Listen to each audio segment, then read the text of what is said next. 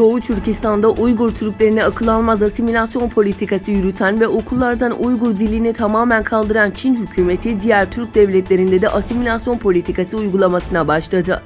Gelen son bilgilere göre Çin Büyükelçisi, Kazakistan Milli Eğitim Bakanlığı'na okullarda öğretilmesi için Çince basılmış Çin kültürünü tanıtan 27,5 milyon tenge tutarında kitap bağışladığı bildirildi. Kazakistan eski devlet başkanı Nursultan Nazarbayev, Çin ziyareti sonrası geçtiğimiz yıl 1 Aralık'ta entelektüel okul öğrencilerinin Çince öğrenmesi gerektiğini söylemişti. Ayrıca Türkiye'nin Gaziantep şehri Nizip ilçesinde Türkiye-Çin Dostluk Vakfı'nın katkılarıyla Çin kültürü tanıtım kitapları ve fotoğraf sergisi açıldı. Konuyla ilgili açıklama yapan Etik Başkanı Abdülcelil Karakaş, uluslararası kamuoyunu ve özellikle Türk devletlerini Çin'in asimilasyon politikasına karşı uyardı. Karakaş yaptığı açıklamada, Çin ilk başlarda Doğu Türkistan'a adeta köle sıfatında hizmetçi ve iyilik meleği olarak gelmişti. Biz Türklerin misafirperverliği onların ülkemize girip yerleşmesi ve sonra işgal etmesinin bedeli oldu. Çin'in sinsi asimilasyon politikasına karşı bizim yaşadığımız mağduriyeti siz yaşamayın. Çin'in başta sözde iyilik ve hizmetlerle gelmesi tamamen göz boyama ve aldatmacadan ibarettir. Uluslararası kamuoyunu Çin'in asimilasyon politikasına karşı ve Doğu Türkistan'da yaptığı ve yapmaya devam ettiği baskılara karşı dik durmaya, birlik beraberlik içinde olmaya davet ediyorum dedi.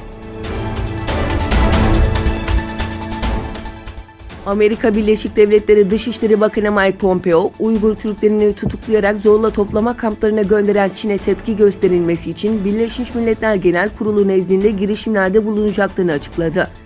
Kansas Devlet Üniversitesi'ndeki konuşmasının ardından gazetecilerin sorularını yanıtlayan Dışişleri Bakanı, Çin'in Uygur Türklerine uyguladığı baskıcı politikanın sonlandırılması konusunda ABD'nin yetersiz kaldığını dile getirdi.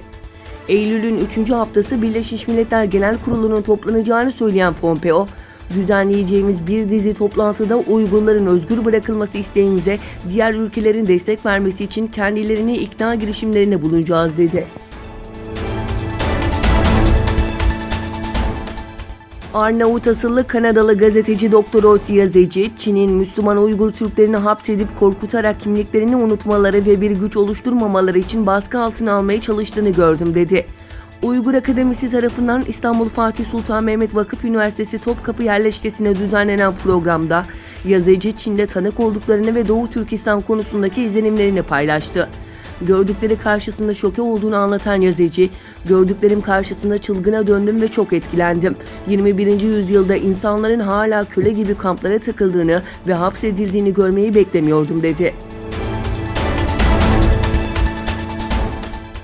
Hong Kong'da protestocular suçluların yargılanmak üzere Çin'e iadesine imkan veren yasa tasarısının geri çekilmesine rağmen protestoların durmayacağını açıkladı.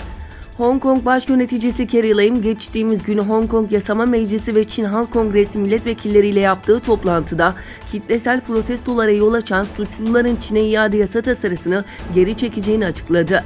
Lam, protestocuların ana taleplerinden birini uygulamış olsa da bu adımın çok küçük ve çok geç olduğunu söyleyen protestocular gösterilere devam edeceğini duyurdu. Protestocuların diğer talepleri ise gösterilere ayaklanma denmemesi, tüm tutuklu göstericilerin salınması ve Hong Kong halkının kendi liderlerini seçebilmesi olduğu belirtildi. ABD'de Donald Trump yönetiminin ülkeye kabul edilen mülteci sayısına sınırlama getireceği iddia edildi. New York Times gazetesinin Beyaz Saray'daki üst düzey yetkililere dayandırdığı haberinde Trump yönetiminin ülkelerindeki açlık, savaş ve siyasi baskılardan kaçarak mültecilerin ABD'ye kabulünü düzenleyen programda değişiklik yapmayı planladığı ileri sürüldü.